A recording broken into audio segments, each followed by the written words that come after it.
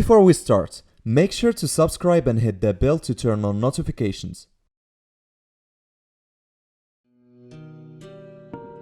We seemed to stand for an endless while, though still no word was said.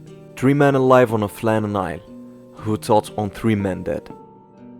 The poem is from a 1912 ballad written by the British poet Wilfred Wilson Gibson. Written 100 years ago, is still able to send shivers down the spine of every generation of seamen. The poem refers to a tragedy that happened at the early stream of light in the 20th century, a tragedy that started one of the most unsettling mysteries at the time. The Flannan Isles or the Seven Hunters are a group of small islands situated in the Outer Hebrides of Scotland, around 20 miles west of the Isle of Lewis. They were named after the 7th century saint Flannan Toilbake. The first case of abnormality on the Flannan Isles was on the 15th of December 1900, when the captain of an American steamer noticed that the lighthouse was dark just before midnight, which was abnormal for an operational rock station. The American steamer Arctur was making its way from Philadelphia to Leith, a port area in the north of Edinburgh. 3 days later, the ship docked in Leith and passed the sightings to the Northern Lighthouse Board. On the 20th of December 1900, a small ship was on its way to the Flannan Islands, specifically the lighthouse near the highest point of Alien Moor. The 75-feet lighthouse was designed by David Allen Stevenson. Construction was between 1895 and 1899. In a remote island where there's no inhabitants apart from its 3 lighthouse keepers, James Duckett, Thomas Marshall, and William MacArthur, with a rotating 4th man spending time on shore. The ship was carrying Captain James Harvey, that was in charge of the ship, and Joseph Moore, a replacement lighthouse keeper. The relief vessel was unable to sail from Bracelet Lewis as planned on the 20th December due to rough weather. It did not reach the island until noon on 26th December. When the ship was nearby the landing platform, the crew and relief keeper found that the flagstaff had no flag. All of the usual provision boxes had been left on the landing stage for restocking, and more ominously, none of the lighthouse keepers were there to welcome them ashore. Captain blew the ship's horn and fired a flare in attempts to reach them, but was unsuccessful. A small boat was launched with Joseph Moore rowing ashore. Once arriving, he found that the entrance gates to the compound and the main door both closed, the beds unmade, and the clock had stopped. And in the entrance hall, 2 of the 3 oilskin coats were missing. He continued walking to the kitchen where he found a half-eaten meal and an overturned chair, as if someone had jumped from their seat running away from something. Moore ran back to the ship, where he reported that he had suffered some kind of an overwhelming sense of foreboding during his long walk uphill, and to inform Captain Harvey. Thus, he ordered a search for the missing man, but unfortunately no trace of a living soul was found. The captain responded by sending a telegram to the mainland, which in turn was forwarded to the Northern Lighthouse Board headquarters in Edinburgh, writing, "A dreadful accident has happened at the Flannels. The 3 keepers, Duckett, Marshall, and the Occasional have disappeared from the island. On our arrival this afternoon, no sign of life was to be seen on the island. Fired a rocket, but as no response was made. Managed to land more, who went up to the station but found no keepers there. The clocks were stopped and other signs indicated that the accident must have happened about a week ago. Poor fellows must have been blown over the cliffs or drowned trying to secure a crane or something like that. Night coming on. We could not wait to make something as to their fates. I have left Moore, MacDonald, Boymaster, and 2 seamen on the island to keep the lights burning until you make other arrangements. Will not return to Oban until I hear from you. I have repeated this wire to Muirhead in case you are not home. I will remain at the telegraph office tonight until it closes, if you wish to wire me." There were rumors by the locals from nearby lands that the island was haunted by spirits and small creatures with magical powers. Also a source of gigantic birds passing by the island. Shepherds that used to take their livestock to the island to graze would never spend the night there, fearing spirits believed to haunt the isolated part of the world. What was the secret of 3 ocean and weather experienced lighthouse keepers disappearing? Could it be some sort of a paranormal activity, or just an extreme rough ocean day where waves sometimes reach the top of a lighthouse? Speculations run up to the roof. Was it sea creatures or a government conspiracy? Maybe aliens or foreign spies? Or maybe a case of total madness? And that's what we're going to find out.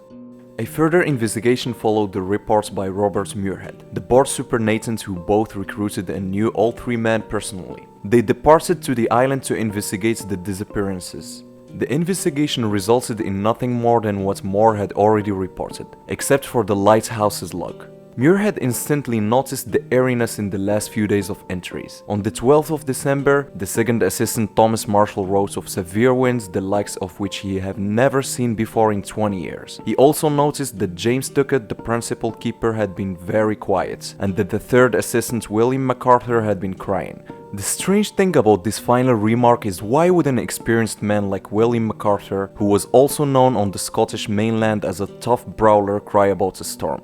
Log entries on the 13th December noted that the storm was still raging and continued through the night. The wind shifted west by north, Duckett quiet, MacArthur praying. 12 noon, grey daylight, me, Duckett and MacArthur prayed. Why would three experienced tough men who are safely situated 150 feet above sea level in a brand new lighthouse back then pray for a storm to stop? They are the safest out there. The most strangest thing about these notes from the log is that there were no reports of storms in the area on the 12th, 13th and 14th of December. Instead, the weather was calm and the storm didn't hit until 17th December. The oddest and final log entry that carries a striking catharsis after what these poor terrorized guys were experiencing was made on the 15th December. It simply read, "Storm ended, sea calm, God is over all." What was meant by God is over all?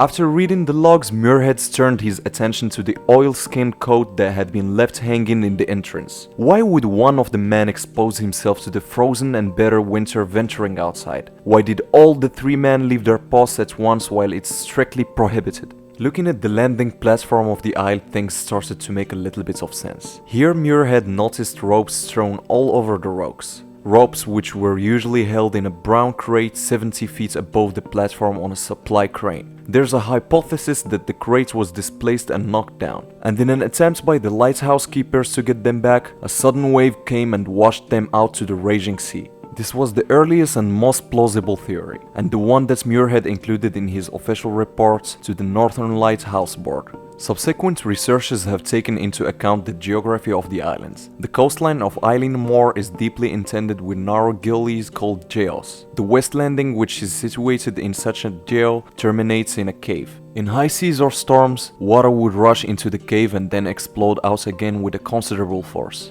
It was possible MacArthur may have seen a series of large waves approaching the island, and knowing the likely danger to his colleagues, ran down to warn them only to be washed away as well in the violent swell. Recent research by James Love discovered that Marshall was previously fined 5 shillings when his equipment was washed away during a huge gale. It is likely in seeking to avoid another fine that he and Duckett tried to secure their equipment during a storm and were swept away as a result. The fate of MacArthur, although required to stay behind to manage the lighthouse, can be guessed to be the same. Love speculates that MacArthur probably tried to warn or help his colleagues and was swept away too. This theory also has the advantages of explaining the set of oilskins remaining indoors, and MacArthur's coat remaining on its peg, although perhaps not the closed door and gates. Another theory is based on the first-hand experiences of Walter Aldbert, a keeper on the Flannans from 1953 to 1957. He believed one man may have been washed into the sea,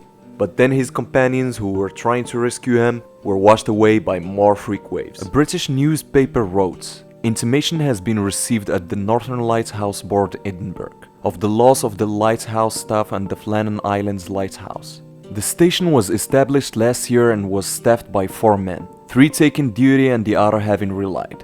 When the Boers steamer yesterday went to the islands to land the relieving keeper, it was found that the 3 men last on duty had disappeared, leaving no trace behind. They are the principal keeper James Duckett and Thomas Marshall and Donald MacArthur. The latter was an occasional keeper on duty in place of a sick member of the regular staff. It is surmised that they were swept away during the storm of last week, either when attempting to save a crane or when trying to render assistance to some vessel in distress. The relieving keeper and the 3 other men have been temporarily left on the island. No such incident has ever happened in the history of the Lighthouse Board, and it is provident that it did not result in disaster to any passing vessel. The explanation seems not that convincing to some people in the Northern Lighthouse Board. There were questions like why none of the bodies been washed ashore. The same question once again. Why one of the men left without taking his coat, especially in December in the Outer Hebrides? How can 3 experienced lighthouse keepers be taken unaware by a wave?